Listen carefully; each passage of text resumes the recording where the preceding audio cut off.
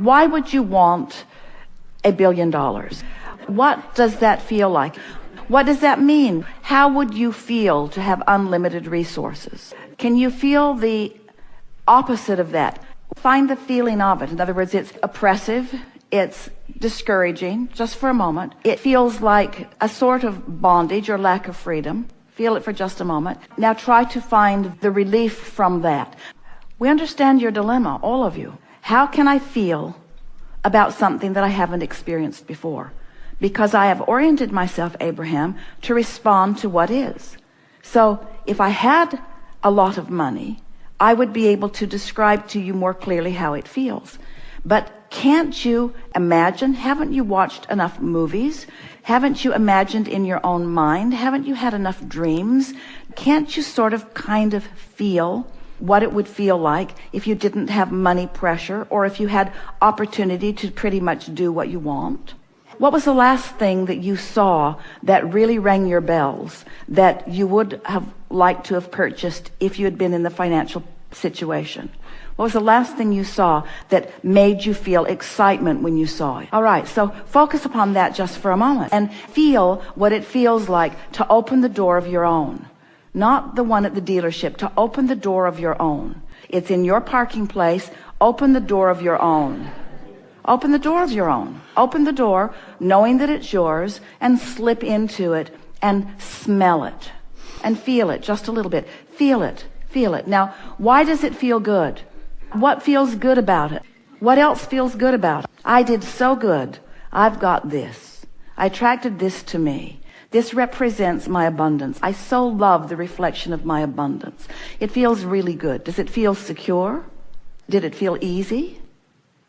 It should have felt easy. Easy to slip into that. How does a car like that handle on the road? Oh, and when you find a road that has a lot of good turns, tight turns, that car just sits right down on the road. You can hardly go fast enough to make it want to leave the road. It has such good suspension. It is so well engineered. It makes me feel thrilled that someone can build a machine with this kind of attention to detail. Every time I get in it, it starts right up. Every time I get in it, it's ready to go. Every time I get in it, I feel good when I go. I love the feeling. I love the feeling of it. It's not silly to engender an emotion about something. So in this case, hard to find the feeling until you focus on it a little more specifically. We ask you a very specific question which led you in a very specific direction. We said, what was the last thing that when you thought about, you felt excitement about it? Because there are a lot of things when you think about money that it doesn't bring a feeling of excitement. It brings a feeling of responsibility or a feeling of bondage or a feeling of absence of what you want. But that was something that it was pure. When you thought about it, you felt just a little bit of well-being about it. You felt enough excitement about it that we could pick up on the vibration with some details that now have left you in a different vibrational point of attraction. That's the work.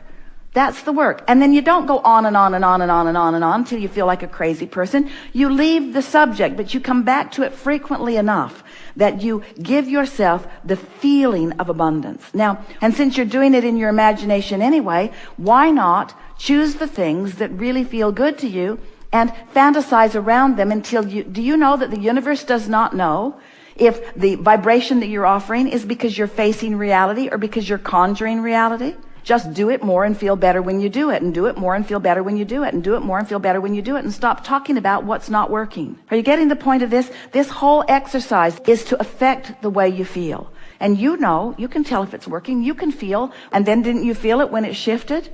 And don't you have enough time that you can just feel around on different subjects until you get it? You just have to care enough about shifting a little energy within yourself that you're willing to stick with it until the energy shifts.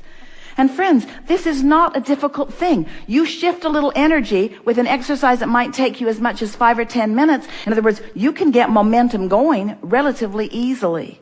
It's just a matter of caring about how you feel and believing that you are your own point of attraction? Do you believe that? Do you believe that things happen to people randomly? Do you believe that they are all offering a vibration and things are responding to that vibration? And do you believe that they have more control over the vibration they're offering than most are exercising?